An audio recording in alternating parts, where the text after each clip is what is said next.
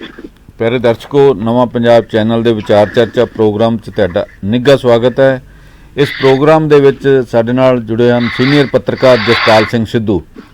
उन्हां नाल गल करांगे कि कल जिहड़ा पंजाब विधान सभा ने गुरुद्वारा एक्ट विच सोध बिल पास किया है, ਉਹਦੇ बारे चर्चा करांगे जसपाल सिंह होना नाल। जसपाल सिंह होनी श्रोमणी गुरुद्वारा प्रबंधक कमेटी, श्रोमणी अकाली दल की सियासत, इन्हां मसलिਆਂ ਨਾਲ बहुत नेड़ियों जुड़े हुए हैं ਤੇ ਇਹਨਾਂ ਨੇ ਮਾੜੇ ਦੌਰ ਦੇ ਵਿੱਚ ਅੰਮ੍ਰਿਤਸਰ ਤੋਂ ਜਿਹੜੀ ਪੱਤਰਕਾਰੀ ਕੀਤੀ ਹੈ ਤੇ ਉਹਨਾਂ ਦਾ ਕੀ ਤਜਰਬਾ, ਉਹਨਾਂ ਦਾ ਕੀ ਅਨੁਭਵ ਆ, ਉਹਨਾਂ ਨਾਲ ਅਸੀਂ ਪਹਿਲਾਂ ਵੀ ਕਈ ਵਾਰੀ ਗੱਲ ਕੀਤੀ ਹੈ, ਕਿਉਂਕਿ ਇਹ ਮਾਮਲੇ ਤੇ ਸਾਡੇ ਦਰਸ਼ਕ ਚਾਹੁੰਦੇ ਆ ਕਿ ਡਿਟੇਲ ਦੇ ਵਿੱਚ ਵਿਸਤਾਰ ਦੇ ਵਿੱਚ ਉਹਨਾਂ ਕੋਲ ਜਾਣਕਾਰੀ ਹੋਵੇ ਤੇ ਇਸ ਕਰਕੇ ਅਸੀਂ ਉਹਨਾਂ ਦਾ ਪੱਖ ਵੀ ਜਾਣਨ ਲੱਗੇ ਹਾਂ।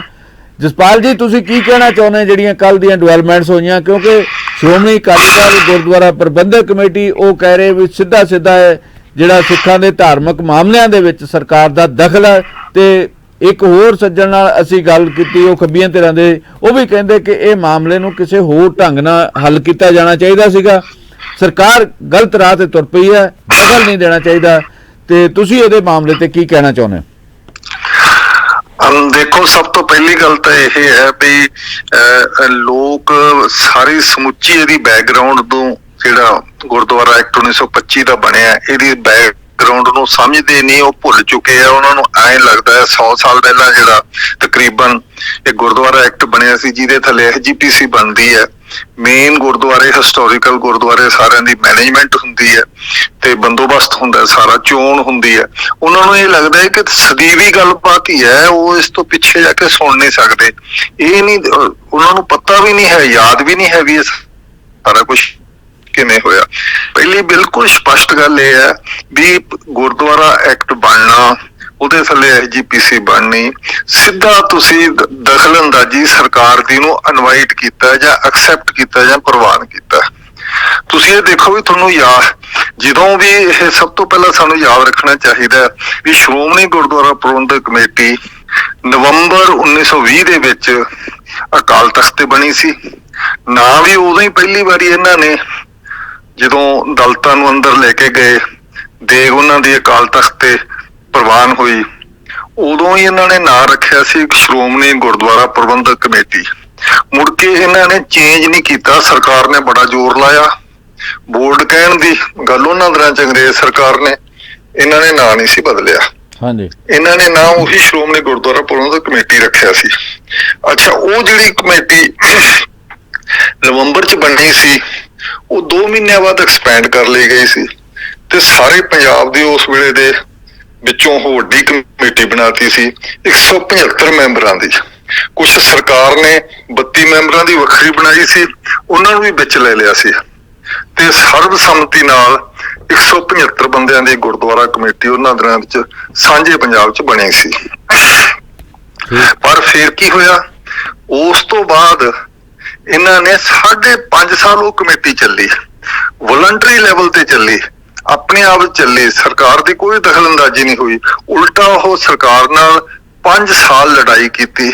ਜਿਹੜਾ ਗੁਰਦੁਆਰਾ ਸੁਧਾਰ ਮੂਵਮੈਂਟ ਹੋਈ, ਜਿਹਦੇ ਥੱਲੇ ਗੁਰਦੁਆਰੇ ਆਜ਼ਾਦ ਹੋਏ, ਉਸੇ ਕਮੇਟੀ ਥੱਲੇ ਹੋਏ ਆ।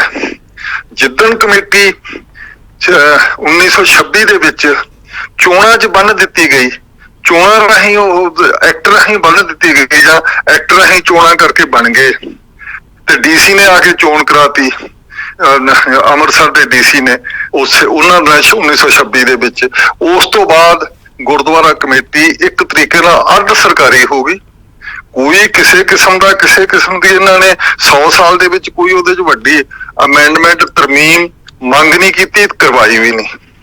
ਤੇ ਉਸ ਤੋਂ ਬਾਅਦ ਇਹ ਸਰਕਾਰੀ ਤੌਰ ਵਾਂਗੂ ਹੀ ਚੱਲਦੀ ਰਹੀ ਤੇ ਜਿਹੜੀ ਅਕਾਲੀ ਦਲ ਸੀ ਉਹ ਸੈਂਟਰ ਨਾਲ, ਪਹਿਲਾਂ ਅੰਗਰੇਜ਼ਾਂ ਨਾਲ, ਫਿਰ ਆਜ਼ਾਦੀ ਤੋਂ ਬਾਅਦ 70-75 ਸਾਲ ਤੋਂ ਕੇਂਦਰ ਦੀਆਂ ਸਰਕਾਰਾਂ ਨਾਲ ਸਮਝੌਤੇ ਕਰਕੇ ਕਦੇ ਇਲੈਕਸ਼ਨ ਕਰਾ ਲਈ, ਕਦੇ ਦੇਰ ਨਾ ਕਰਾ ਲਈ, ਉਹਦੇ ਥੱਲੇ ਕੋਈ ਵੱਡੀ ਜਦੋਜਹਿਦ ਨਹੀਂ ਲੜੀ ਗਈ।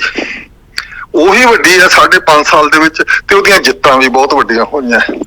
ਤੇ ਜਿਹੜਾ ਇਹ ਉਲਟ ਕਹੀ ਜਾਂਦੇ ਆ, ਹਿਸਟਰੀ ਨੂੰ ਉਲਟਾਉਂਦੇ ਆ ਸਾਰੇ, ਸਾਡੇ ਸਿੱਖ ਤੇ ਸਾਡੇ ਲੈਫਟ ਵਾਲੇ ਵੀ ਨਹੀਂ ਸਮਝਦੇ ਸਾਰੇ। ਨਹੀਂ, ਮੈਂ ਇੱਥੇ ਸਵਾਲ ਇਹ ਜੇ 100 ਸਾਲ ਪਹਿਲਾਂ ਦਖਲ ਅੰਦਾਜ਼ੀ ਐਕਸੈਪਟ ਕਰ ਲਈ ਸੀ, ਹੁਣ ਕਰਨੀ ਜ਼ਰੂਰੀ ਹੈ?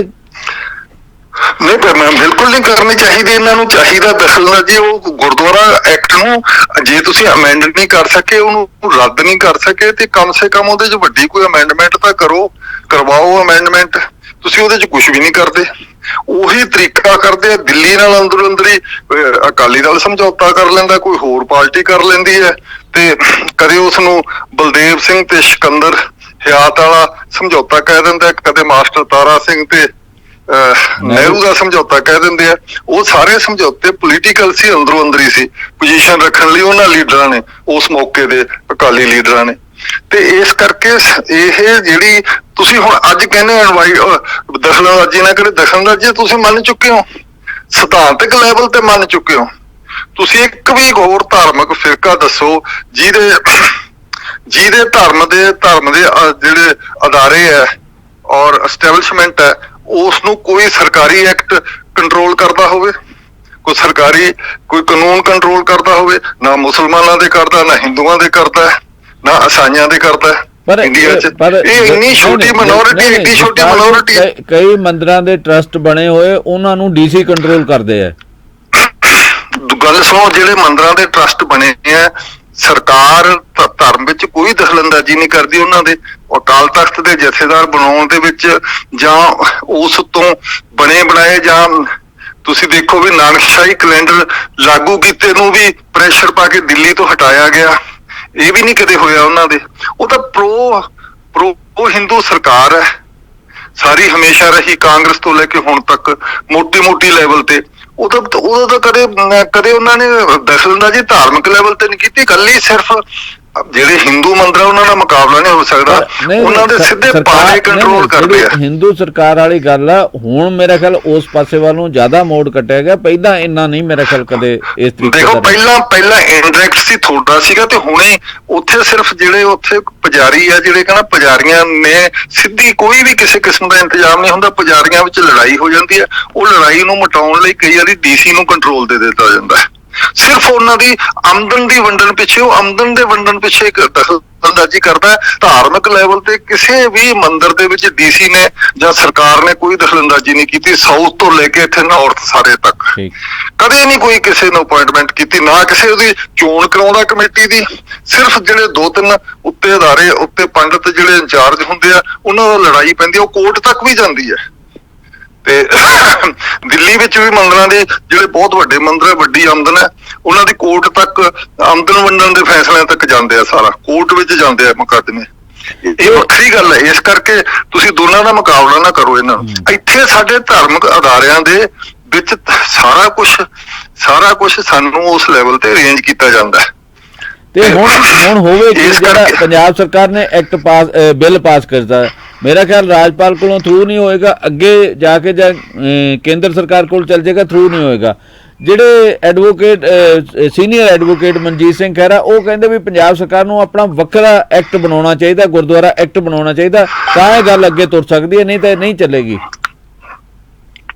ਦੇਖੋ ਬਿਲਕੁਲ ਠੀਕ ਹੈ, ਉਹ ਲੀਗਲ ਗੱਲਾਂ ਕਰਦੇ ਆ। ਲੀਗਲ ਲੈਵਲ ਤੇ ਇਹ ਨਾ ਥਰੂ ਹੋਵੇ, ਲੀਗਲ ਲੈਵਲ ਤੇ ਇਹ ਪੂਰਾ ਐਕਟ ਨਾ ਬਣ ਸਕੇ ਜਿਹੜਾ ਭਗਵੰਤ ਮਾਨ ਨੇ ਬਣਾਤਾ, ਇਹ ਕਾਨੂੰਨੀ ਅੜਚਣਾ ਹੋ ਸਕਦੀਆਂ। ਪਰ ਸਿਆਸੀ ਲੈਵਲ ਉੱਤੇ ਦਖਲਅੰਦਾਜ਼ੀ ਹੈ ਜਿਹੜੀ ਕਿ ਨਾ, ਉਸ ਨੂੰ ਤੁਸੀਂ ਇਹ ਨਹੀਂ ਕਹਿ ਸਕਦੇ ਦਖਲਅੰਦਾਜ਼ੀ ਹੋ ਗਈ ਆ। ਉਹ ਸਿਆਸੀ ਲੈਵਲ ਉੱਤੇ ਹੋਏਗੀ ਜਦੋਂ ਤੁਸੀਂ ਇੱਕ ਵਾਰੀ 100 ਸਾਲ ਪਹਿਲਾਂ ਮੰਨ ਲਈ ਹੈ। ਤੁਸੀਂ ਹੁਣ ਜਦੋਂ 15-20 ਸਾਲ ਜਦੋਂ ਦਿੱਲੀ ਨਾਲ ਮਿਲ ਕੇ ਇੱਥੇ ਇਲੈਕਸ਼ਨ ਨਹੀਂ ਕਰਾਉਂਦਾ ਅਕਾਲੀ ਦਲ, ਇਹਦੀ ਹਜੇ ਇੱਕ ਦਿਨ ਨਹੀਂ ਕਹਿੰਦਾ, ਹੁਣ ਵੀ 2011 ਦੀ ਇਲੈਕਸ਼ਨ ਹੋਈ ਹੈ, 12 ਸਾਲ ਹੋ ਗਏ ਤੇ 12-13 ਸਾਲ ਹੋ ਗਏ। ਤੁਸੀਂ ਕਦੇ ਵੀ ਇੱਕ ਵਾਰੀ ਅਕਾਲੀ ਦਲ ਗਿਆ ਵੀ ਇਲੈਕਸ਼ਨ ਕਰਾਓ, ਸਮਾਂ ਤੋਂ ਇਲੈਕਸ਼ਨ ਰੋਕਣ ਜਾਂਦਾ ਹੈ। ਇਹ ਹੁਣ ਸਿਆਸੀ ਦਖਲਅੰਦਾਜ਼ੀ ਨਹੀਂ ਹੈ ਦਿੱਲੀ ਨਾਲ, ਦਿੱਲੀ ਦੀ ਮਰਜ਼ੀ ਨਾਲ। ਦਿੱਲੀ ਨੇ ਜਦੋਂ ਲੋੜ ਪੈਂਦੀ ਹੈ ਅਕਾਲੀ ਦਲ ਉਹਨਾਂ ਪ੍ਰਤੀ ਠੀਕ ਹੋ ਜਾਂਦਾ ਤਾਂ ਉਹਨਾਂ ਦੀ ਚੋਣ ਕਰਾ ਦਿੰਦਾ, ਨਹੀਂ ਦਿੱਲੀ ਕਰਾਉਂਦਾ। ਤੇ ਇਸ ਕਰਕੇ ਦਖਲਅੰਦਾਜ਼ੀ ਸ਼ਰੇਆਮ ਚੱਲੀ ਆ ਰਹੀ ਹੈ ਐਸਜੀ ਕਮੇਟੀ 'ਚ। ਐਸਜੀਪੀਸੀ ਤਾਂ ਇੱਕ ਹੁਣ ਤਾਂ ਸਭ ਤੋਂ ਜ਼ਿਆਦਾ ਪ੍ਰੋਬਲਮ ਇਹ ਹੋਈ ਵੀ ਇੱਕ ਅਦਾਰੇ ਦਾ ਉਹ ਬਿਜ਼ਨਸ ਐਂਟਰਪ੍ਰਾਈਜ਼, ਬਿਜ਼ਨਸ ਦਾ ਇੱਕ ਅੱਡਾ ਬਣ ਗਿਆ, ਮਤਲਬ ਕਿ ਇਸ ਕਿਸਮ ਦਾ ਐਸਜੀਪੀਸੀ। ਹੁਣ ਦੇਖੋ ਤੁਸੀਂ, ਐਸਜੀਪੀਸੀ 37 ਬਹੁਤ ਵੱਡੇ ਟਰਸਟ ਚਲਾਉਂਦੀ ਹੈ, ਮੈਡੀਕਲ, ਇੰਜੀਨੀਅਰਿੰਗ ਕਾਲਜ ਦੇ ਤੇ ਸਕੂਲਾਂ ਕਾਲਜਾਂ ਦੇ, ਇੰਡੀਆ, ਪੰਜਾਬ ਦੇ ਵਿੱਚ ਤੇ ਬਾਹਰ ਵੀ। ਉਹ ਜਿਹੜੇ ਸਾਰੇ ਟਰਸਟ ਹੈ, ਉਹ ਸਾਰੇ ਅਕਾਲੀ ਦਲ ਕੀ ਬਾਦਲ ਪਰਿਵਾਰ ਦੇ ਬੰਦਿਆਂ ਦੇ ਟਰਸਟ ਹੈ। ਟਰਸਟ ਦੇ ਉੱਤੇ ਬਰਾਏ ਨਾਲ ਮਤਲਬ ਕੀ ਹੁੰਦਾ ਵੀ ਐਸਜੀਪੀਸੀ ਦਾ ਪ੍ਰਧਾਨ ਉਹਨਾਂ ਦਾ ਚੇਅਰਮੈਨ ਹੋ ਗਿਆ, ਪ੍ਰਧਾਨ ਵੀ ਇਹਨਾਂ ਨੇ ਅਕਾਲੀ ਦਲ ਨੇ ਚੁਣਨਾ। ਟਰਸਟਾਂ ਦੇ ਅੱਛਾ ਫਿਰ ਤੁਸੀਂ ਦੇਖੋ 6-7 ਹਜ਼ਾਰ ਏਕੜ ਜ਼ਮੀਨ ਹੈ ਇੱਕ ਐਸਜੀਪੀਸੀ ਕੋਲੇ। ਹਾਂਜੀ, ਆਪਾਂ ਜਿਹੜੇ ਟਰਸਟਾਂ ਵਾਲਾ ਮਾਮਲਾ ਉਹਨੂੰ ਬਾਅਦ ਚ ਕਿਸੇ ਹੋਰ ਵੇਲੇ ਨਜਿੱਠ ਲਵਾਂਗੇ, ਉਹਦੇ ਤੇ ਫੇਰ ਗੱਲ ਕਰ ਲਾਂਗੇ। ਆਪਾਂ ਅੱਜ ਐਸਜੀਪੀਸੀ ਵਾਲੇ ਇਹਦੇ ਤੇ ਐਕਟ ਵਾਲੇ ਮਾਮਲੇ ਤੇ ਜ਼ਿਆਦਾ ਕਰੀ ਗੱਲ। ਐਕਟ ਵਾਲੇ ਮਾਮਲੇ ਤੇ ਇਹ ਹੈ ਵੀ ਬੇਸਿਕ ਤਬਦੀਲੀ ਇਹ ਹੈ ਵੀ ਐਕਟ ਡੈਮੋਕ੍ਰੈਟਿਕ ਨਹੀਂ ਹੈ। ਜਿਹੜੇ ਗੁਰਦੁਆਰੇ ਦੇਖੋ ਮੋਟੇ ਲੈਵਲ ਤੇ 80 ਦੇ ਨੇੜੇ ਤੇੜ ਗੁਰਦੁਆਰੇ ਐਸਜੀਪੀਸੀ ਡਾਇਰੈਕਟ ਦਫਾ 85 ਦੇ ਥੱਲੇ ਉਹਨਾਂ ਨੂੰ ਕੰਟਰੋਲ ਕਰਦੀ ਹੈ, ਸਿੱਧਾ ਕੰਟਰੋਲ ਹੈ। ਤੇ ਬਾਕੀ 396 ਗੁਰਦੁਆਰੇ ਆ ਜਿਹੜੇ ਹੁਣ 40 ਹਰਿਆਣੇ 'ਚ ਚਲੇ ਗਏ। ਹਾਂਜੀ, ਤੇ ਤੁਸੀਂ 350 ਕਰ ਲਓ, 350 ਗੁਰਦੁਆਰਾ ਪੰਜਾਬ ਦੇ ਵਿੱਚ ਦਫਾ 87 ਦੇ ਥੱਲੇ ਆਰਟੀਕਲ 87 ਥੱਲੇ ਮੈਨੇਜ ਹੁੰਦਾ, ਜਿਨ੍ਹਾਂ 'ਚੋਂ ਇਹ ਦਸਵੰਧ ਲੈਂਦੇ ਆ 25%। ਉਹਨਾਂ ਗੁਰਦੁਆਰਿਆਂ ਦੀ ਚੋਣ ਐਸਜੀਪੀਸੀ ਨੇ ਕਰਾਉਣੀ ਹੁੰਦੀ ਹੈ, ਕਮੇਟੀ ਦੀ ਚੋਣ। ਇਹਨਾਂ ਨੇ 1998 ਤੋਂ ਬਾਅਦ ਕੋਈ ਚੋਣ ਨਹੀਂ ਕਰਾਈ, ਆਪਦੀ ਨੋਮੀਨੇਸ਼ਨ ਕਰੀ ਜਾਂਦੀ ਹੈ ਪਾਰਟੀ। ਬਾਦਲੀ ਅਕਾਲੀ ਦਲ ਉੱਥੇ ਆਪਦੀ ਨੋਮੀਨੇਸ਼ਨ ਕਰ ਦਿੰਦਾ, ਕਿਸੇ ਨੂੰ ਪ੍ਰਧਾਨ ਬਣਾ ਦਿੰਦਾ, ਕਿਸੇ ਨੂੰ ਲਾ ਦਿੰਦਾ। ਉਹਨਾਂ ਗੁਰਦੁਆਰਿਆਂ ਦਾ, ਉਹਨਾਂ ਗੁਰਦੁਆਰਿਆਂ 'ਚ ਵੀ ਆਮਦਨ ਬਹੁਤ ਹੈ। ਤੇ ਇੱਥੋਂ ਤੱਕ ਵੀ ਮੈਂ ਜੇ ਕਹਾਂ ਵੀ ਲਗਾਤਾਰ ਨੋਮੀਨੇਸ਼ਨ ਹੋਣ ਕਰਕੇ ਕਰਪਸ਼ਨ ਦੇ ਮਾਮਲੇ ਵੀ ਵਧੇ ਆ ਮੇਰੇ ਕਰਪਸ਼ਨ ਦੇ ਮਾਮਲੇ। ਹੁਣ ਮੈਂ ਆਪਣੇ ਜਾਤੀ ਲੈਵਲ ਤੇ ਕਹਿੰਦਾ, ਮੇਰੇ ਪਿੰਡ ਦੇ ਵਿੱਚ 35 ਏਕੜ ਜ਼ਮੀਨ ਹੈ, ਐਸਜੀਪੀਸੀ ਗੁਰਦੁਆਰਾ ਉੱਥੇ ਲੋਕਲ ਐਸਜੀਪੀਸੀ ਨਾਲ ਜੁੜਿਆ ਵਾ। 35 ਏਕੜ ਵਧੀ, ਜਿਹੜੀ ਪਿੰਡ ਦੀ ਟੌਪ ਦੀ ਜ਼ਮੀਨ ਹੈ ਪਿੰਡ ਦੇ ਨਾਲ ਲੱਗਦੀ, ਉਹ ਸਾਰੀ 35 ਏਕੜ ਇਹਨਾਂ ਕੋਲੇ ਹੈ। ਤੇ ਉੱਥੋਂ ਦੀ 20 ਲੱਖ ਰੁਪਈਆ ਤਾਂ ਆਉਂਦਾ ਹਰ ਸਾਲ, 20-30 ਲੱਖ ਰੁਪਈਆ ਉੱਥੋਂ ਜਿਹੜਾ ਆਉਂਦਾ ਉਹ ਕਿੱਥੇ ਜਾਂਦਾ, ਕੌਣ ਉੱਥੇ ਬੰਦਾ, ਕਿਹਨੂੰ ਇਹ ਨੋਮੀਨੇਟ ਕਰਦੇ ਆ। ਇਹ ਇੱਕ ਪਿੰਡ ਦੀ ਗੱਲ ਨਹੀਂ ਹੈ, ਸਾਰੇ ਪਿੰਡਾਂ ਦੇ ਵਿੱਚ ਜਿਹੜੇ ਸਾਡੇ ਗੁਰਦੁਆਰੇ ਜੁੜੇ ਹੋਏ ਆ, ਉਹ ਜ਼ਮੀਨਾਂ ਵਾਲੇ ਜੁੜੇ ਹੋਏ ਆ ਐਸਜੀਪੀਸੀ ਨਾਲ, ਤੇ ਉਹਨਾਂ ਦੇ ਸਾਰਿਆਂ 'ਚ ਕਰਪਸ਼ਨ ਹੋ ਰਹੀ ਹੈ। ਅੰਮ੍ਰਿਤਸਰ ਦੇ ਵਿੱਚ ਤਾਂ ਹੋਰ ਵੀ ਜ਼ਿਆਦਾ ਜ਼ਮੀਨਾਂ ਜੁੜੀਆਂ ਹੋਈਆਂ ਨਾਲ। ਤੇ ਇਸ ਕਰਕੇ ਇਹ ਅਨਡੈਮੋਕ੍ਰੈਟਿਕ ਇੰਨਾ ਸਿਸਟਮ ਹੈ। ਇਹ ਬਾਦਲਾਂ ਦੀ ਐਂ ਲੱਗਦਾ ਵੀ ਜਿਵੇਂ ਉਹਨਾਂ ਦੀ ਜਾਤੀ ਇਹ ਸਟੇਟ ਹੁੰਦੀ ਹੈ ਐਸਜੀਪੀਸੀ, ਉਹਨਾਂ ਦੀ ਜਾਤੀ ਸਟੇਟ ਹੈ। ਕਿਸੇ ਵੇਲੇ ਜੋ ਰਾਜੇ ਮਹਾਰਾਜਾ ਦੀ ਹੁੰਦੀ ਸੀ ਤੇ ਉਹਨਾਂ ਦੀ ਜਾਤੀ ਸਟੇਟ ਹੈ। ਇਹਨੂੰ ਤੁਸੀਂ ਦਖਲਅੰਦਾਜ਼ੀ ਕਹਿ ਰਹੇ ਹੋ। ਇਹਨੂੰ ਕਿਸੇ ਵੀ ਪਾਸਿਓਂ ਇਹਨੂੰ ਤੋੜਿਆ ਜਾਵੇ, ਕਿਸੇ ਪਾਸਿਓਂ ਇਹਨੂੰ ਮਾਰ ਪਵੇ, ਪੈਣੀ ਚਾਹੀਦੀ ਹੈ। ਇਹਨਾਂ ਨੂੰ ਲਾਉਣਾ ਚਾਹੀਦਾ ਕਿਸੇ ਦੇ। ਕੋਈ ਅਨਡੈਮੋਕ੍ਰੈਟਿਕ ਨਹੀਂ। ਅੰਦਰ ਇਹਨਾਂ ਦੇ ਵੜ ਕੇ ਦੇਖੋ, ਪਿਛਲੇ ਸਾਲ ਇਹਨਾਂ ਨੇ ਪੰਜਾਬ ਵਿੱਚ ਕੋਈ ਹੜ੍ਹ ਨਹੀਂ ਆਇਆ ਤੇ 1 ਕਰੋੜ ਰੁਪਈਆ ਹੜ੍ਹ ਲਈ ਰੱਖਤਾ, ਉਹ ਖਾ ਗਏ ਸਾਰੇ। ਕਿੱਥੇ ਹੜ੍ਹ ਆਇਆ, ਕਿੱਥੇ ਵਰਤਿਆ ਗਿਆ, ਦਿਖਾ ਦੇਣਗੇ। ਬਜਟ ਵਿੱਚ ਕਈ ਕਿੰਨੇ ਕਰੋੜ ਰੁਪਈਆ ਆਪਣੇ ਲਈ ਇਹੋ ਜਿਹੇ ਕੰਮਾਂ ਲਈ ਰੱਖ ਲੈਂਦੇ, ਉਹ ਖਾਈ ਪੀ ਜਾਂਦੇ ਆ। ਬਜਟ ਆਉਂਦਾ ਇਹਨਾਂ ਦਾ 5 ਜ਼ਿਲ੍ਹਿਆਂ ਦੇ ਵਿੱਚ ਆਉਂਦਾ ਹਰ ਵਾਰੀ, ਤੇ ਇੱਕ ਪੇਜ ਦੀ ਸਟੇਟਮੈਂਟ ਪ੍ਰਧਾਨ ਪੜ੍ਹ ਲੈਂਦਾ ਤੇ ਉਹ ਘੰਟੇ 2 ਘੰਟੇ ਵਿੱਚ ਬਜਟ ਪਾਸ ਹੋ ਜਾਂਦਾ। ਪਰ ਉਹਦਾ ਆਡਿਟ ਤਾਂ ਹੁੰਦਾ ਹੋਵੇਗਾ ਨਾ, ਉਹਦਾ ਆਡਿਟ ਤਾਂ ਹੁੰਦਾ ਹੋਵੇਗਾ। 2004 ਤੋਂ ਬਾਅਦ ਕੋਈ ਆਡਿਟ ਨਹੀਂ ਹੋਇਆ। ਅੱਛਾ, ਆਰਟੀਆਈ ਰਾਹੀਂ ਲਿਆ ਵਾ ਸਾਰਾ ਕੁਛ। 2004 ਤੋਂ ਬਾਅਦ ਕੋਈ ਆਡਿਟ ਨਹੀਂ ਹੋਇਆ। ਪਿਛਲੇ ਤੁਸੀਂ 20 ਸਾਲਾਂ ਤੋਂ ਤਕਰੀਬਨ ਆਡਿਟ ਵੀ ਸੁਖਬੀਰ ਬਾਦਲ ਨੇ ਬੰਦ ਕੀਤਾ ਹੋਇਆ। ਨਹੀਂ, ਆਡਿਟ ਤਾਂ ਹੋਣਾ, ਆਡਿਟ ਵੀ ਨਹੀਂ ਹੋ ਰਿਹਾ। ਕਿਉਂਕਿ ਇਹ ਹੋਣਾ ਚਾਹੀਦਾ, ਬਿਲਕੁਲ ਹੋਣਾ ਚਾਹੀਦਾ। ਇੱਕ ਸਧਾਰਨ ਸ਼ਰਧਾਲੂ ਕੋਈ 4 ਆਨੇ ਤੋਂ ਲੈ ਕੇ 400 ਰੁਪਏ ਤੱਕ, ਕੋਈ ਉਹ ਤੋਂ ਬਹੁਤ ਵੱਡੇ ਪੈਸੇ ਚੜਾਉਂਦੇ ਆ। ਪਰ ਉਹ ਜਿਹੜਾ ਲੋਕਾਂ ਦਾ ਜਿਹੜਾ ਚੜ੍ਹਦਾਵਾਨਾਂ ਦਾ ਪੈਸਾ, ਉਹਦਾ ਆਡਿਟ ਤਾਂ ਹੋਣਾ ਚਾਹੀਦਾ ਨਾ।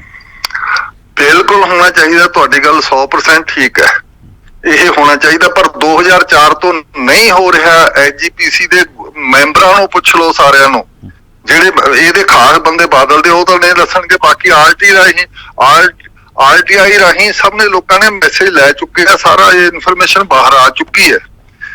ਇਹ ਕੋਈ ਵੀ ਹੁਣ ਕਿਸੇ ਕਿਸਮ ਦਾ ਆਡਿਟ ਨਹੀਂ ਕਰਦੇ। ਚਲੋ ਇਸ ਕਰਕੇ ਇਹ ਤਾਂ ਪ੍ਰਾਪਰਟੀ। ਅੱਛਾ, ਤੁਸੀਂ ਹੁਣ ਦੇਖੋ ਵੀ ਇਹ ਟਰਸਟ ਹੈ ਜਿਹੜਾ ਸ਼ਾਹਬਾਦ ਮਾਰਕੰਡੇ ਵਾਲਾ ਟਰਸਟ, ਚਲੋ ਉਹ ਤਾਂ ਹੁਣ ਹਰਿਆਣਾ ਚਲਾ ਗਿਆ ਨਾ, ਹਰਿਆਣੇ ਵਾਲੇ ਦੇਖਣਗੇ ਵੀ ਉਹਨਾਂ ਨੇ। ਨਹੀਂ, ਉਹ ਤਾਂ ਇਹੀ ਤੁਹਾਨੂੰ ਦੱਸਦਾ ਕਿ ਹਜੇ ਤੱਕ ਬਾਦਲ ਦੇ ਇੱਥੇ ਐਸਜੀਪੀਸੀ ਦੇ ਕੰਟਰੋਲ 'ਚ ਹੈ, ਕਿਉਂਕਿ ਉਹਦਾ ਟਰਸਟ ਹੈ ਸਾਰਾ, ਉਹ ਬਾਦਲਾਂ ਦਾ ਪਰਿਵਾਰਕ ਟਰਸਟ ਹੈ। ਉਹਨੂੰ ਤਾਂ ਹਰਿਆਣਾ ਦੀ ਐਸਜੀਪੀਸੀ ਲੈ ਨਹੀਂ ਸਕਦੀ, ਜਾਂ ਟਰਸਟ ਤੋੜ ਕੇ ਲੈ ਸਕਦੀ ਹੈ। ਟਰਸਟ ਹਜੇ ਹੈਗਾ। ਹੁਣ ਵੀ ਐਤਕੀ ਵੀ ਪਿਛਲੇ ਬਜਟ 'ਚ ਉਹਦੇ ਲਈ ਪੈਸੇ ਰੱਖੇ ਗਏ ਆ। ਅੰਮ੍ਰਿਤਸਰ ਦੇ ਵਿੱਚ ਜਿਹੜਾ ਬਜਟ ਦਰਬਾਰ ਸਾਹਿਬ 'ਚ ਪਾਸ ਹੋਇਆ, ਉਹਦੇ ਲਈ ਸ਼ਾਹਬਾਦ ਮਾਰਕੰਡਾ ਲਈ ਪੈਸੇ ਰੱਖੇ ਗਏ ਆ। ਲੋਕਾਂ ਨੇ ਇਤਰਾਜ਼ ਉਠਾਇਆ ਵੀ 4 ਕਰੋੜ ਰੁਪਈਆ ਕਿਉਂ ਦੇਣਾ ਉੱਥੇ ਉਸ ਨੂੰ। ਉਹ ਸਾਰੇ ਸੈਟਅਪ ਨੂੰ। ਇਹ ਤਾਂ ਹਰਿਆਣੇ ਚਲਾ ਗਿਆ, ਉੱਪਰ ਹਜੇ ਤੱਕ ਇਹਨਾਂ ਦੇ ਕੰਟਰੋਲ 'ਚ ਆ ਸਾਰਾ। ਇਹਨਾਂ ਨੇ ਜਾਤੀ ਬੰਦੇ ਆਪਦੇ ਲਾਏ ਹੋਏ ਆ, ਤੇ ਐਵੇਂ ਨਹੀਂ, ਇਹ ਸਟੇਟ ਹੈ ਇਹ ਇਸ ਕਰਕੇ ਤੁਸੀਂ ਇਹਨੂੰ ਡੈਮੋਕ੍ਰੈਟਿਕ, ਇਹਨੂੰ ਦਖਲਅੰਦਾਜ਼ੀ ਨਹੀਂ ਹੋਣੀ ਚਾਹੀਦੀ। ਦਖਲਅੰਦਾਜ਼ੀ ਤਾਂ ਹਰ ਬੰਦੇ ਵੱਲੋਂ ਹੋਣੀ ਚਾਹੀਦੀ ਹੈ। ਇਸ ਨੂੰ ਦਖਲਅੰਦਾਜ਼ੀ ਜਿਹੜੀ ਆ ਉਹ ਇਸ ਸੈਂਸ ਹੋਣੀ ਚਾਹੀਦੀ ਵੀ ਇਹਦਾ ਸਿਸਟਮ ਜਿਹੜਾ ਇੰਪਰੂਵ ਕੀਤਾ ਜਾਵੇ, ਬਿਹਤਰ ਬਣਾਇਆ ਜਾਵੇ, ਇਹਦਾ ਜਮਹੂਰੀਕਰਨ ਹੋਵੇ, ਬਿਹਤਰ ਪ੍ਰਬੰਧ ਹੋਵੇ, ਤਾਂ ਕਿ ਜਿਹੜੀ ਇੱਕ ਚੱਲੀ ਆ ਰਹੀ ਪਰੰਪਰਾ ਉਹਨੂੰ ਹੋਰ ਅੱਗੇ ਤੋਰਿਆ ਜਾ ਸਕੇ। ਦੇਖੋ, ਪਹਿਲਾਂ ਇਹ ਮਨਮੋਹਨ ਸਿੰਘ ਨਾਲ ਮਿਲ ਕੇ ਬਾਦਲ ਵਰਗੇ ਮਨਮੋਹਨ ਸਿੰਘ ਕੋਲੇ ਜਾ ਵੜਦੇ ਸੀਗੇ, ਸੁਖਬੀਰ ਬਾਦਲ ਜਾ ਵੜਦਾ ਸੀ, ਉਦੋਂ ਨਹੀਂ ਚੋਣ ਆਰਾਮ ਨਾਲ ਹੋਣ ਦਿੱਤੀ ਜਾਂਦੀ। ਸਾਰਾ ਕੁਝ ਜਦੋਂ ਚ ਲੋੜ ਪਈ ਉਦੋਂ ਕਰ ਲਿਆ ਜਾਂਦਾ ਸੀ ਸਾਰਾ ਕੁਝ। ਤੇ ਪਿੱਛੋਂ ਫਿਰ ਇਹਨਾਂ ਨੇ ਹੁਣ ਭਾਜਪਾ ਨਾਲ ਤਾਂ ਬੀਜੇਪੀ ਨਾਲ ਤਾਂ ਇਹਨਾਂ ਦਾ ਸੰਬੰਧ ਹੀ ਸੀ, ਸਾਰਾ ਜੁੜੇ ਹੋਏ ਸੀ, ਪਾਰਟੀ ਦੇ ਮੈਂਬਰ ਸੀਗੇ। ਉੱਥੋਂ ਤਾਂ ਇਹਨਾਂ ਨੇ ਹੁਣੇ 2016 ਵਿੱਚ ਅਮੈਂਡਮੈਂਟ ਕਰਾਈ ਹੈ ਲੋੜ ਪੈਣ ਤੇ, ਬਾਦਲਾਂ ਨੇ ਕਰਵਾਈ ਸੀ ਜਿਹੜੀ ਵੱਡੀ। ਹਾਂ, ਸਹਿਜਧਾਰੀ ਸਿੱਖਾਂ ਵਾਲੀ ਇਹਨਾਂ ਨੇ ਕਰਵਾਈ ਹੈ। ਉਹ ਪੋਲੀਟਿਕਸ ਨਹੀਂ ਤਾਂ ਹੋਰ ਕੀ ਹੈ, ਉਹ ਪੋਲੀਟਿਕਸ ਹੈ ਵੀ ਘੱਟ ਤੋਂ ਘੱਟ ਬੰਦੇ ਹੋਏ ਜਿਨ੍ਹਾਂ ਨੂੰ ਅਸੀਂ ਕੰਟਰੋਲ 'ਚ ਰੱਖ ਸਕੀਏ, ਘੱਟ ਤੋਂ ਘੱਟ ਵੋਟਰ ਹੋਣ ਜਿਨ੍ਹਾਂ ਨੂੰ ਅਸੀਂ ਕੰਟਰੋਲ 'ਚ ਰੱਖ ਸਕੀਏ। ਤੋ ਇਸ ਕਰਕੇ ਸਾਰਾ ਕੁਝ ਸਿਆਸੀ ਹੈ। ਕੌਣ ਕਹਿੰਦਾ ਸਿਆਸੀ ਨਹੀਂ? ਜੇ ਸਿਆਸੀ ਨਹੀਂ ਹੁੰਦਾ ਤਾਂ ਹੁਣ ਇਹ ਭਾਜਪਾ ਨੇ, ਉਹਨਾਂ ਦੇ ਹੋਮ ਮਿਨਿਸਟਰ ਨੇ 2016 'ਚ ਐਕਟ ਉਹਨੇ ਇੰਟਰੋਡਿਊਸ ਕੀਤਾ ਬਿੱਲ, ਤੇ ਬਿੱਲ ਪਾਸ ਕਰਾਇਆ, ਗੁਰਦੁਆਰਾ ਐਕਟ ਦੀ ਅਮੈਂਡਮੈਂਟ ਕਰਾਈ ਸਹਿਜਧਾਰੀ ਵਾਲੀ। ਹੁਣ ਤੁਸੀਂ ਕਹੀ ਜਾਂਦੇ ਹੋ ਕੋਈ ਦਖਲਅੰਦਾਜ਼ੀ ਨਹੀਂ ਸਰਕਾਰੀ ਹੁੰਦਾ, ਉਹ ਦਖਲਅੰਦਾਜ਼ੀ ਨਹੀਂ ਸੀ। ਤੁਸੀਂ ਆਪਣੇ ਲੈਵਲ ਤੇ, ਸਿੱਖਿਆ ਲੈਵਲ ਤੇ ਕੋਈ ਫੈਸਲਾ ਕਰਦੇ, ਉਹ ਤਾਂ ਕਿਹਾ ਜਾਂਦਾ ਨਹੀਂ, ਉਹ ਤਾਂ ਸ਼੍ਰੋਮਣੀ ਕਮੇਟੀ ਨੇ ਪ੍ਰਪੋਜ਼ ਕੀਤਾ ਸੀ ਵੀ ਸੋਧ ਕਰੋ, ਇਹ ਜ਼ਰੂਰੀ ਹੈ। ਉਹ ਬਈ ਪ੍ਰਪੋਜ਼ ਤਾਂ ਹੀ ਕੀਤਾ ਵੀ ਬਾਦਲਾਂ ਨੂੰ ਲੋੜ ਸੀ, ਉਹਦੀ ਪੋਲੀਟੀਕਲ ਲੋੜ ਸੀ ਇੱਥੋਂ ਦੀ, ਇਹ ਲੋੜ ਚੋਂ ਪ੍ਰਪੋਜ਼ ਹੋਇਆ ਸੀ। ਤੇ ਇਸ ਕਰਕੇ ਤੇ ਲੋੜ ਚੋਂ ਹੀ ਜੇ, ਅੱਛਾ ਸੁਣੋ, ਸਾਰੀ ਪ੍ਰਪੋਜ਼ ਕੀਤੀ ਗੱਲ ਕਦੇ ਪਾਸ ਨਹੀਂ ਹੁੰਦੀ। ਹੁਣ ਪ੍ਰਪੋਜ਼ ਕਰਕੇ ਦੇਖ ਲਓ, ਨਹੀਂ ਪਾਸ ਹੁੰਦੀ। ਪਾਸ ਉਦੋਂ ਹੁੰਦੀ ਹੈ ਜਦੋਂ ਬਾਦਲਾਂ ਦਾ ਤੇ ਬੀਜੇਪੀ ਦਾ ਆਪਸ ਵਿੱਚ ਅਲਾਇੰਸ ਹੈ, ਤੇ ਬੀਜੇਪੀ ਕਰਦੀ ਹੈ ਫਿਰ ਅਮੈਂਡਮੈਂਟ ਪੂਰੀ। ਸਰਕਾਰ ਉਹਨਾਂ ਦੇ ਕੰਟਰੋਲ 'ਚ ਹੈ, ਪਾਰਲੀਮੈਂਟ 'ਚ ਉਹਨਾਂ ਨੇ ਕੀਤਾ। ਹੁਣ ਕੀ ਹੋਏਗਾ ਜਿਹੜੀ ਸਥਿਤੀ ਹੁਣ ਬਣੀ ਹੋਈ ਹੈ? ਹੁਣ ਦੀ ਜਿਹੜੀ ਸਥਿਤੀ ਬਣੀ ਹੈ, ਇਹਦੇ ਵਿੱਚ ਬੇਸ਼ੱਕ ਇਹ ਭਗਵੰਤ ਮਾਨ ਵਾਲਾ ਜਿਹੜਾ ਇਹ ਅਮੈਂਡਮੈਂਟ ਆ ਪਾਸ ਨਾ ਹੋਵੇ, ਕੋਰਟਾਂ 'ਚ ਰਿਹਾ, ਪੋਲੀਟੀਕਲ ਮੂਵ ਹੈ। ਹੁਣ ਲੋਕਾਂ ਨੂੰ ਪਤਾ ਲੱਗ ਗਿਆ ਵੀ ਇਹ ਬਾਦਲਾਂ ਦਾ ਕਬਜ਼ਾ, ਪੀਟੀਸੀ ਦਾ ਕਬਜ਼ਾ। ਪੀਟੀਸੀ ਦੀ ਅਸੀਂ ਇਹ ਤੋਂ ਮੁਕਤ ਕਰਾਉਣ ਲਈ ਦਰਬਾਰ ਸਾਹਿਬ ਦੇ ਗੁਰਬਾਣੀ ਦੇ ਪ੍ਰਚਾਰ ਤੇ ਪ੍ਰਸਾਰ ਨੂੰ ਅਸੀਂ 4 ਸਾਲ ਦੇ ਲੱਗੇ ਆ ਸਿੰਘ ਸਭਾ ਵੱਲੋਂ, ਸਿੰਘ ਸਭਾ ਵੱਲੋਂ ਬਕਾਇਦਾ ਲਿਖ ਕੇ ਮਿਰਚਾ ਕਰਤੇ। ਅਸੀਂ ਫਿਰ ਇਹਦੇ ਤੇ ਰਿਪੋਰਟ ਛਾਪੀ ਹੈ ਕਿ ਕਿਵੇਂ ਹੇਰਾ ਫੇਰੀ ਨਾਲ ਇਹ 10 ਸਾਲ ਦਾ ਕਹੀ ਜਾਂਦੇ ਕਬਜ਼ਾ। 10 ਸਾਲ ਦਾ ਨਹੀਂ ਹੈ, 25 ਸਾਲ ਦਾ ਪੀਟੀਸੀ ਦਾ ਕਬਜ਼ਾ। ਪਹਿਲਾਂ ਈਟੀਸੀ ਹੈ, ਈਟੀਸੀ ਵੀ ਇਹਨਾਂ ਨੇ ਆਪਣੇ ਵਿੱਚ ਮਿਲਾ ਲਈ ਵੀ ਜਾਂ ਤਾਂ ਤੂੰ ਚੁੱਪ ਕਰਕੇ ਸਾਡੇ ਵਿੱਚ ਪੀਟੀਸੀ 'ਚ ਆ ਜਾ, ਤੇ ਨਹੀਂ ਤੇਰਾ ਖਤਮ ਕਰਦੇ ਆ। ਕੁਛ ਹਿੱਸਾ ਰੱਖ ਕੇ ਉਹ ਈਟੀਸੀ ਵੀ ਪੀਟੀਸੀ ਵਿੱਚ ਮਰਜ ਕਰਵਾ ਲਈ ਸੀ, ਤੇ ਇਸ ਕਰਕੇ 25 ਸਾਲ ਦਾ ਚੱਲਦਾ ਪੀਟੀਸੀ ਦਾ। ਤਾਂ ਤੇ ਹੁਣ ਜਿਹੜਾ ਸਮਝੌਤਾ 21 ਜੁਲਾਈ ਨੂੰ ਖਤਮ ਹੋਣ ਜਾ ਰਿਹਾ ਹੈ, ਇਹ ਤੇ ਕੋਈ ਸਮਝੌਤਾ ਹੀ ਨਹੀਂ ਸੀ। ਪਹਿਲੀ ਗੱਲ ਤਾਂ ਪਹਿਲੇ ਵੀ ਕੋਈ ਸਮਝੌਤਾ ਨਹੀਂ, ਉਹ ਤਾਂ ਐਵੇਂ ਸਮਝੌਤੇ ਦਾ ਇੱਕ ਪ੍ਰਪੰਚ ਖੜਾ ਕੀਤਾ ਵਾ, ਡਰਾਮਾ ਖੜਾ ਕੀਤਾ ਬਾਹਰ ਲੋਕਾਂ ਨੂੰ ਪਰਚਾਉਣ ਲਈ। ਕੋਈ ਸਮਝੌਤੇ ਕਿਹੜੇ ਆ? ਆਪ ਇਹੀ ਹੈ, ਆਪ ਹੀ ਸਾਰਾ, ਆਪਣੇ ਆਪ ਹੀ ਸਾਰਾ ਕੁਝ ਇਹਨੂੰ ਦੇਣਾ ਦੇ ਦੇਣਾ। ਹੁਣ ਵਾਲਾ ਜਿਹੜਾ ਸਮਝੌਤਾ ਸੀ ਟੈਂਡਰ ਹੈ, ਟੈਂਡਰ ਦਾ ਮਤਲਬ ਇਹ ਸੀ ਪੀਟੀਸੀ ਨੂੰ ਦੇਣਾ, ਪੀਟੀਸੀ ਦੇ ਨਾਂ ਹੋਰ ਬਦਲ ਕੇ ਪੀਟੀਸੀ ਆ ਜਾਊਗਾ। ਪੀਟੀਸੀ ਸਿਮਰਨ ਤਾਂ ਪਹਿਲਾਂ ਹੀ ਲਾਈਨ 'ਚ ਲਾਇਆ ਵਾ ਇਹਨਾਂ ਨੇ, ਕੋਈ ਹੋਰ ਕਿਸੇ ਪੀਟੀਸੀ ਦੀ ਥਾਂ ਤੇ ਕੋਈ ਹੋਰ ਨਾਂ ਰੱਖ ਕੇ ਆ ਜਾਣਗੇ ਇਹ। ਤੇ ਇਸ ਕਰਕੇ ਇਹ ਸਾਰੇ ਟੂੰਡਰ ਹੈਗੇ ਫਜ਼ੂਲ। ਸਵਾਲ ਹੈ ਵੀ ਇਹ ਬਾਦਲ ਆਪਦਾ ਕਿਸੇ ਵੀ ਕਿਸਮ ਦਾ ਕਬਜ਼ਾ ਨਹੀਂ ਛੱਡਣਾ ਚਾਹੁੰਦੇ, ਨਾ ਇਲੈਕਸ਼ਨ ਕਰਾਉਣਾ ਚਾਹੁੰਦੇ ਆ। ਇੱਕ ਜਿਹੜੀ ਮੋਸਟ ਅਨਡੈਮੋਕ੍ਰੈਟਿਕ ਜਿਹੜਾ ਇਹ ਇੰਸਟੀਟਿਊਸ਼ਨ ਆ ਉਹ SGPC ਦਾ, ਤੇ ਸਭ ਤੋਂ ਕਰਪਟ। ਤੁਹਾਨੂੰ ਪਤਾ ਵੀ ਸਰਕਾਰ ਨਾਲੋਂ ਵੀ ਵੱਧ ਕਰਪਸ਼ਨ SGPC ਦੇ ਦਫ਼ਤਰ 'ਚ ਹੈ। ਨਹੀਂ, ਕਰਪਸ਼ਨ ਤਾਂ ਹੁੰਦੀ ਹੈ ਇਹਦੇ 'ਚ, ਨੋ ਡਾਊਟ। ਕਈ ਮਾਮਲੇ ਆਏ, ਲੰਗਰ ਦੇ ਵਿੱਚ ਆਏ, ਸਬਜ਼ੀਆਂ ਖਰੀਦਣ ਦੇ ਮਾਮਲੇ 'ਚ ਕਈ ਤਰ੍ਹਾਂ ਦੇ ਮਸਲੇ ਜਿਹੜੇ ਆਉਂਦੇ ਰਹੇ, ਇਹ ਠੀਕ ਹੈਗਾ।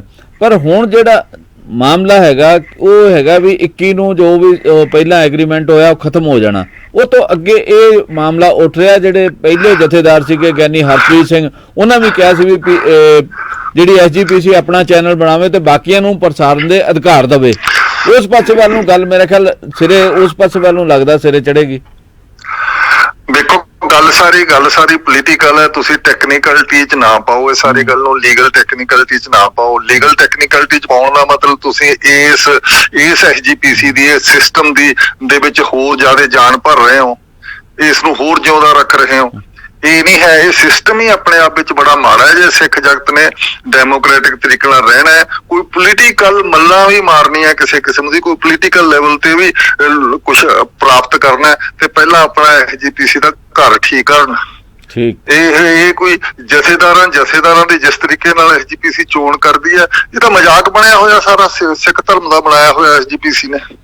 ਤੇ ਇਸ ਕਰਕੇ ਇਹ ਸਾਰਾ ਕੁਛ ਤੁਹਾਨੂੰ ਮੰਨਣਾ ਪਊਗਾ। ਤੁਹਾਨੂੰ ਇਹਦੀ ਤੁਸੀਂ ਹਿਸਟਰੀ ਨਾ ਭੁੱਲੋ ਵੀ 5.5 ਸਾਲ ਜਦੋਂ ਚੱਲੀ ਸੀ ਐਸਜੀਪੀਸੀ, ਵਲੰਟਰੀ ਲੈਵਲ ਤੇ ਚੱਲੀ ਸੀ, ਸਰਕਾਰ ਦਾ ਕੋਈ ਦਖਲਅੰਦਾਜ਼ੀ ਨਹੀਂ ਸੀ, ਕੋਈ ਐਕਟ ਨਹੀਂ ਸੀ। ਉਦੋਂ ਹੀ ਸਾਰੀਆਂ ਮੱਲਾਂ ਗੁਰੂਸਰ ਸੁਧਾਰ ਦਾ ਮੋਰਚਾ, ਚਾਬੀਆਂ ਦਾ ਮੋਰਚਾ ਜਿੱਤਿਆ ਉਦੋਂ, ਤੇ ਉਦੋਂ ਹੀ ਜੈਤੋ ਦਾ ਮੋਰਚਾ ਜਿੱਤਿਆ। ਉਦੋਂ ਸਾਰੇ ਮੋਰਚੇ ਜਿੰਨੇ ਜਿੱਤੇ, ਗੁਰੂ ਕੇ ਬਾਗ ਦਾ ਮੋਰਚਾ ਜਿੱਤਿਆ। ਉਦੋਂ ਪਿੱਛੋਂ ਕਿਹੜੇ ਮੋਰਚਿਆਂ ਦਾ ਇਤਿਹਾਸ ਹੈ ਦੱਸੋ? 100 ਸਾਲ ਹੋ ਗਿਆ। ਤੇ ਇਸ ਕਰਕੇ ਸਾਰਾ ਕੁਝ ਉਦੋਂ ਪਿੱਛੋਂ ਤਾਂ ਸਾਰੇ ਮੋਰਚੇ ਹਾਰੇ ਆ ਇਹਨਾਂ ਨੇ, ਐਸਜੀਪੀਸੀ ਨੇ ਲਾ ਲਿਆ ਜਾਂ ਕਿਸੇ ਨੇ ਲਾਏ ਹੈਗੇ, ਤੇ ਜਿੱਤਿਆ ਕੋਈ ਨਹੀਂ ਹੈ। ਇਸ ਕਰਕੇ ਇਹ ਤਾਂ ਉਹਨਾਂ ਨੇ, ਹੈਲੇ ਜੀ ਨੇ ਬਣਾਈ ਸੀਗੀ ਉਦੋਂ, ਲੈਫਟੀਨੈਂਟ ਗਵਰਨਰ ਹੈਲੇ ਸੀ ਪੰਜਾਬ ਦਾ। ਹੈਲੇ ਨੇ ਔਨ ਰਿਕਾਰਡ ਕਿਹਾ ਵੀ ਮੈਂ ਇਹਨਾਂ ਦੇ ਗੱਲ ਚ ਇਹੋ ਜਿਹੀ ਫਾਹੀ ਪਾ ਚੱਲਿਆ ਐਕਟ ਦੀ, ਇਹ ਲਾ ਨਹੀਂ ਸਕਣਗੇ ਸਿੱਖ। ਹੁਣ ਤੱਕ ਇਹੀ ਗੱਲ ਨਹੀਂ ਲਾ ਸਕੇ, ਅਮੈਂਡਮੈਂਟ ਨਹੀਂ ਕਰ ਸਕੇ। 100 ਸਾਲ ਹੋ ਗਿਆ ਇਸ ਐਕਟ ਦੇ ਵਿੱਚ। ਤੇ ਝੂਠ ਕਿੰਨਾ ਬੋਲਦੇ ਆ। ਇੱਕ ਦਿਨ ਤੋਂ ਬਾਅਦ ਬਜਟ ਸੈਸ਼ਨ ਤੋਂ ਬਾਅਦ ਜ਼ਿਆਦਾ ਕੋਈ ਇਹਨਾਂ ਦਾ ਸੈਸ਼ਨ ਨਹੀਂ ਚੱਲਦਾ, ਉਹ ਵੀ ਇੱਕ ਦਿਨ ਤੇ ਕੁਛ ਘੰਟਿਆਂ ਦਾ ਹੁੰਦਾ, ਤੇ ਇਹਨੂੰ ਪਾਰਲੀਮੈਂਟ ਕਹੀ ਜਾਂਦੇ ਆ। ਕੋਈ ਡਿਬੇਟ ਨਹੀਂ ਹੋਈ ਕਿਸੇ ਇਸ਼ੂ ਤੇ ਕਦੇ। ਡਿਬੇਟ ਬਜਟ ਵਾਲਾ ਦਿਨ ਉਦੋਂ ਵੀ ਡਿਬੇਟ ਨਹੀਂ ਹੁੰਦੀ, ਇਹ ਠੀਕ ਹੈ ਗੱਲ। ਉਦੋਂ ਵੀ ਡਿਬੇਟ ਨਹੀਂ ਹੁੰਦੀ, ਉਦੋਂ ਵੀ ਕੁਛ ਚੰਦ ਘੰਟਿਆਂ ਚ ਮਿੰਟਾਂ ਚ ਮੁਕਾ ਕੇ ਪਰੇ ਕਰਦੇ ਆ। ਮੈਂ ਹਜੇ ਵੀ ਇਸ ਨੂੰ ਦਾਅਵੇ ਨਾਲ ਕਹਿ ਸਕਦਾ, ਕੋਈ ਵੀ ਜਾ ਕੇ ਦੇਖ ਲੈ, 5 ਜਿਲਦਾਂ ਦੇ ਵਿੱਚ ਵੱਖਰੀਆਂ, 5 ਹਿੱਸਿਆਂ ਦੇ ਵਿੱਚ ਵੱਡੀਆਂ ਜਿਲਦਾਂ ਦੇ ਵਿੱਚ ਇਹ ਬਜਟ ਆਉਂਦਾ ਹੈ, ਤੇ ਇੱਕ ਸਟੇਟਮੈਂਟ ਪ੍ਰਧਾਨ ਪੜ੍ਹਦਾ ਹੈ, ਬਸ ਬਜਟ ਪਾਸ ਹੋ ਜਾਂਦਾ ਹੈ। ਉਹ ਇਸ ਕਰਕੇ ਇਹਨੂੰ ਤੁਸੀਂ ਕੀ ਕਹੋਗੇ? ਤੁਸੀਂ ਇਹਦੇ ਚ ਜਾਨ ਪਾਉਣੀ ਆ, ਦਖਲਅੰਦਾਜ਼ੀ ਨਾ ਕਰੋ। ਧਰਮ ਚ ਦਖਲਅੰਦਾਜ਼ੀ ਕਿਵੇਂ ਹੋਈ? ਵੱਡੀ ਦਖਲਅੰਦਾਜ਼ੀ ਜੇ ਹੈ ਧਰਮ ਦੇ ਵਿੱਚ, ਤਾਂ ਜਿਹੜੇ ਨਵੇਂ ਮਸੰਦ ਹੈ, ਨਵੇਂ ਜਿਹੜੇ ਹੁਣ ਨਵੇਂ ਮਹੰਤ ਹੈ, ਉਹ ਸਿੱਖੀ ਦੇ ਰੂਪ ਚ ਨਵੇਂ ਮਹੰਤ ਹੈ, ਉਹਨਾਂ ਤੋਂ ਤੁਸੀਂ ਆਜ਼ਾਦ ਕਰਾਓ, ਮੁਕਤ ਕਰਾਓ। ਠੀਕ। ਉਹ ਹੈਗੇ ਆ, ਸਾਰਾ ਬਾਦਲ ਪਰਿਵਾਰ ਹੈ, ਸਾਰਾ ਕਬਜ਼ਾ ਕੀਤਾ।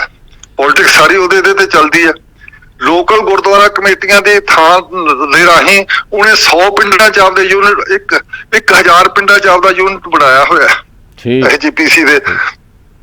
ਐਸਜੀਪੀਸੀ ਦੀਆਂ ਜਿਹੜੇ ਲੋਕਲ ਕਮੇਟੀਆਂ, ਗੁਰਦੁਆਰਾ ਜਿਹੜਾ ਸੈਕਸ਼ਨ ਦਫਾ 87 ਦੇ ਥੱਲੇ, ਉਹਨਾਂ ਦੇ ਰਾਹੀਂ ਉਹਨੇ ਕਮੇਟੀਆਂ ਬਣਾਈਆਂ ਹੋਈਆਂ।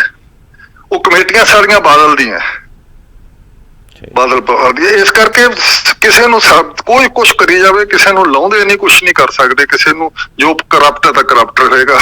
ਇਹ ਸਾਰਾ ਕੁਛ ਕੀਤਾ ਜਾ ਰਿਹਾ, ਤੇ ਇਸ ਕਰਕੇ ਮੈਂ ਸੰਖੇਪ ਦੇ ਵਿੱਚ ਤੁਸੀਂ ਆਪਣੀ ਗੱਲ ਜਿਹੜੀ ਆ ਉਹ ਸਮਾਪਤ ਕਰੋ, ਕਿਉਂਕਿ ਸਾਨੂੰ ਮੇਰੇ ਖਿਆਲ 24-25 ਮਿੰਟ ਹੋ ਗਏ। ਤਾਂ ਮੈਂ ਸੰਖੇਪ ਵਿੱਚ ਇਹੀ ਕਹਿਣਾ ਚਾਹੁੰਦਾ ਵੀ ਇਹ ਸਿਸਟਮ ਵਿੱਚ ਕੋਈ ਦਖਲਅੰਦਾਜ਼ੀ ਨਹੀਂ। ਪਹਿਲਾਂ ਤਾਂ ਸਾਨੂੰ ਸਿਆਸੀ ਲੈਵਲ ਤੇ ਕਲੀਅਰ ਹੋ ਜਾਣਾ ਚਾਹੀਦਾ। ਦਖਲਅੰਦਾਜ਼ੀ 100 ਸਾਲ ਪਹਿਲਾਂ ਸਿੱਖਾਂ ਨੇ ਖੁਦ ਪ੍ਰਵਾਨ ਕੀਤੀ ਹੈ। ਛੋਟੀ ਜੀ 2.25% ਪਾਪੂਲੇਸ਼ਨ ਹੋਵੇ ਦੇਸ਼ ਦੀ, ਤੇ ਉਹਦਾ ਜਿਹੜਾ ਧਰਮ ਹੋਵੇ ਉਹ ਐਕਟ ਰਾਹੀਂ ਗਵਰਨ ਹੋਵੇ, ਉਹਦੇ ਗੁਰਦੁਆਰੇ, ਉਹਦੇ ਧਾਰਮਿਕ ਸਥਾਨ ਕਿਸੇ ਧਰਮ ਦਾ ਨਹੀਂ ਹੈ, ਦੁਨੀਆ 'ਚ ਨਹੀਂ ਹੈ ਕਿਤੇ। ਹਾਂ, ਜੇ ਫਰਜ਼ ਕੀਤਾ ਸਟੇਟ ਹੀ ਕੋਈ ਧਾਰਮਿਕ ਸਟੇਟ ਆ, ਉਹ ਆਪਣੇ ਧਾਰਮਿਕ ਚੀਜ਼ਾਂ ਨੂੰ ਗਵਰਨ ਕਰੇ, ਉਹ ਵੱਖਰੀ ਗੱਲ ਹੈ। ਤੇ ਡੈਮੋਕ੍ਰੈਟਿਕ ਕੰਟਰੀ ਦੇ ਵਿੱਚ ਕਿਸੇ ਦਾ ਕੋਈ ਦੂਜਾ ਧਰਮ ਨੂੰ ਕੋਈ ਸਰਕਾਰ ਨਹੀਂ ਕਦੇ ਮੈਨੇਜ ਕਰਦੀ ਜਿਵੇਂ ਸਾਡੇ ਹੋ ਰਿਹਾ। ਇਸ ਕਰਕੇ ਇਹ ਸਾਨੂੰ ਚਾਹੀਦਾ ਵੀ ਦਖਲਅੰਦਾਜ਼ੀ ਅਸੀਂ ਐਕਸੈਪਟ ਕੀਤੀ ਹੈ, ਉਹ ਦਖਲਅੰਦਾਜ਼ੀ ਛੱਡੀਏ, ਵਲੰਟੀਅਰ ਲੈਵਲ ਤੇ ਅਸੀਂ ਕੁਛ ਬਣਾਈਏ। ਜੇ ਅਸੀਂ ਆਪਦੇ ਗੁਰਦੁਆਰੇ ਮੈਨੇਜ ਨਹੀਂ ਕਰ ਸਕਦੇ, ਤੇ ਅਸੀਂ ਵੱਡੀਆਂ ਗੱਲਾਂ ਕਰਨਾ ਛੱਡੀਏ ਵੀ ਅਸੀਂ ਆਪਦਾ ਰਾਜ ਬਣਾਉਣਾ, ਐ ਕਰਨਾ, ਖਾਲਸਾ ਰਾਜ ਖੜਾ ਕਰਨਾ, ਜਾਂ ਕੋਈ ਹੋਰ ਅਸੀਂ ਰਾਜ ਖੜਾ ਕਰਨਾ। ਉਹ ਗੱਲਾਂ ਸਾਰੀਆਂ ਫਜ਼ੂਲ ਦੀਆਂ ਕਰਨੀਆਂ ਬੰਦ ਕਰ ਦੇਣੀਆਂ ਚਾਹੀਦੀਆਂ। ਠੀਕ। ਸੋ ਜਸਪਾਲ ਜੀ, ਸਾਡੇ ਸ਼ੋਅ ਜੋੜਨ ਲਈ ਤੁਹਾਡਾ ਬਹੁਤ-ਬਹੁਤ ਸ਼ੁਕਰੀਆ, ਧੰਨਵਾਦ।